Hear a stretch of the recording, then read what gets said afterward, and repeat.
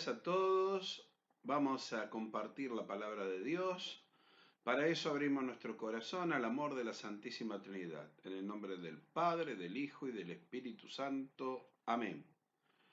Rogamos, como siempre, la gracia de comprender, amar y practicar esta palabra que recibimos. Hoy leemos el Evangelio de San Marcos, capítulo 12, versículos del 28 al 34.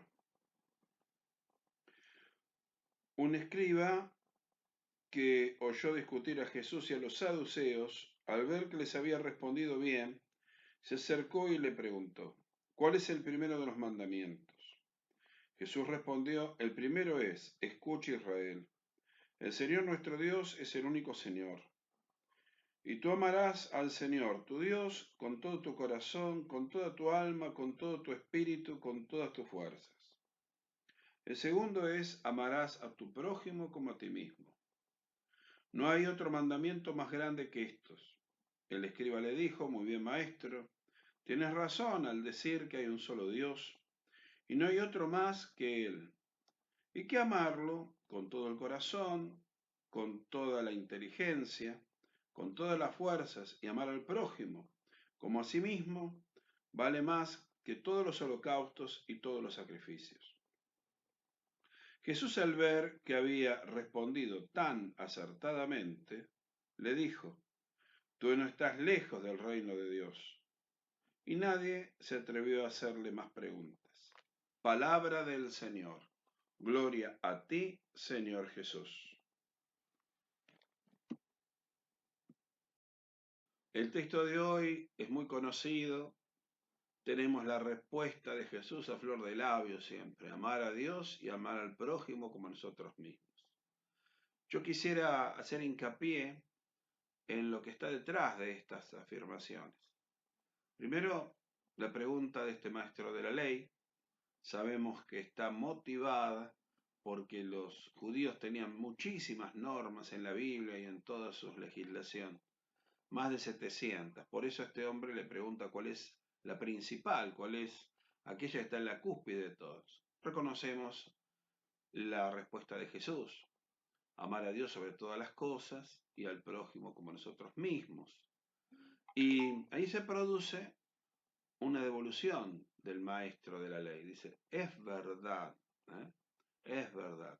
Amar a Dios sobre todas las cosas y al prójimo con nosotros mismos vale más que todos los sacrificios y holocaustos, ¿eh? No solamente este hombre escucha, sino que recibe, hace propia la palabra de Jesús y le devuelve una respuesta positiva, que Jesús valore. Le dice: no estás lejos del reino de los cielos. Se produce así este intercambio que llamamos diálogo.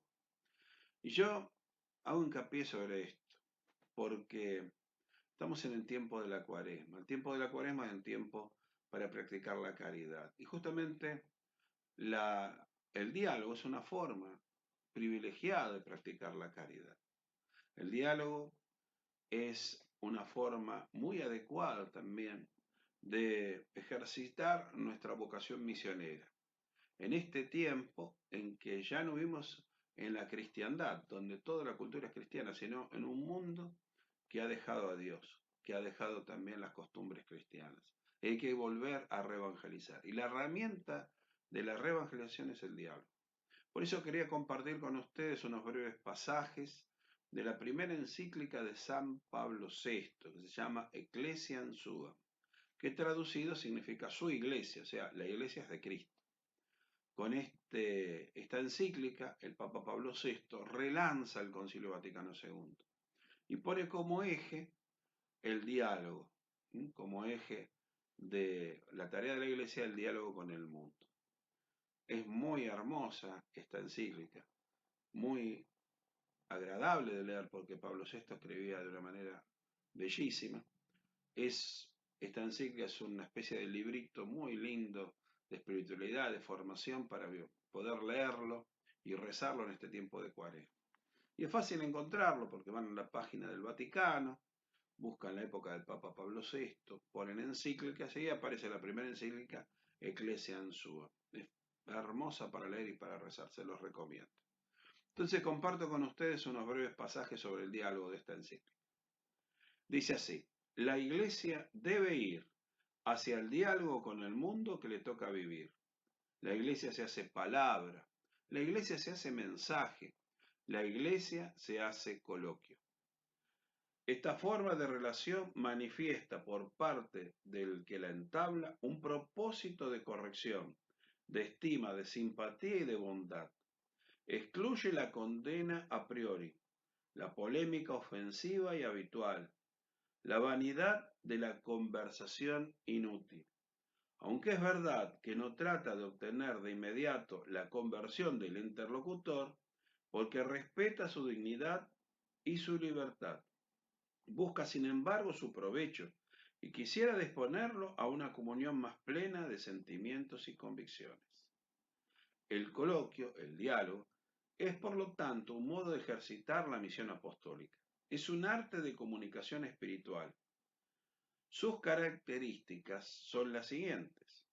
Primero, la claridad ante todo. El diálogo supone y exige ser inteligible. Es un intercambio de pensamiento. Es una invitación al ejercicio de las facultades superiores del ser humano. Bastaría este solo título para clasificarlo entre los mejores fenómenos de la actividad y cultura humana. Y basta esta su exigencia para iniciar y estimular nuestra diligencia apostólica, a que se revisen todas las formas de nuestro lenguaje, para ver si es comprensible, si es popular, si es selecto.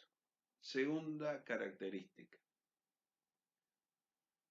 la afabilidad, la que Cristo nos exhortó a aprender de sí mismo, cuando dijo: aprendan de mí que soy manso y humilde de corazón.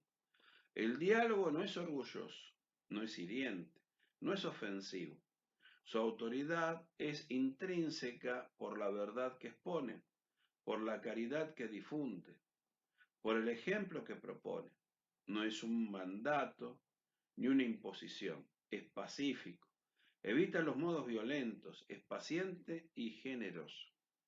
Tercera característica, la confianza, tanto en el valor de la propia palabra como en la disposición para acogerla por parte del que la escucha. Promueve la familiaridad y la amistad. Entrelaza los espíritus en una mutua adhesión a un bien que excluye todo fin egoísta. Finalmente, la cuarta, la prudencia pedagógica, que tiene muy en cuenta las condiciones psicológicas y morales del que oye. Si es un niño, si es una persona ruda, si no está preparada, si es desconfiada y hostil, si se esfuerza por conocer su sensibilidad y adaptarse razonablemente y modificar las formas de la propia presentación para no serle molesto e incomprensible. Cuando el diálogo se conduce así, se realiza la unión de la verdad con la caridad, de la inteligencia con el amor. ¿Por qué hago hincapié en esto? ¿Por qué hago hincapié en este diálogo de Jesús con este hombre? Porque Jesús está poniendo en práctica el mandamiento del amor al prójimo. En el diálogo ejercitamos la caridad. Y es hermoso poder hacerlo. Realmente es hermoso. Pero como dice Pablo VI, hay que aprender. Hay que aprender. No estamos muchas veces capacitados para un verdadero diálogo. Pero la buena noticia es que no es tarde para empezar. No es tarde para empezar. Jesús nos da aquí el ejemplo. Glorifiquemos a la Santísima Trinidad, que es diálogo, diálogo intertrinitario y diálogo que se hable a la criatura humana. Gloria al Padre, al Hijo y al Espíritu Santo, como era en el principio, ahora y siempre, por los siglos de los siglos. Amén. Hermanos, los bendiga Dios Todopoderoso, el Padre, el Hijo y el Espíritu Santo. La Virgen María nos cubra con su manto, San Francisco de Paula nos enseña a vivir en la caridad, San José nos preste su hombro fuerte para apoyarnos en él y seguir caminando. Que Dios los cuide.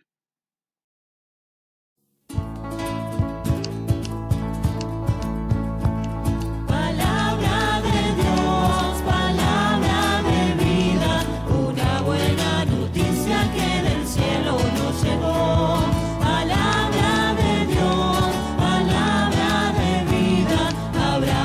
tan solo.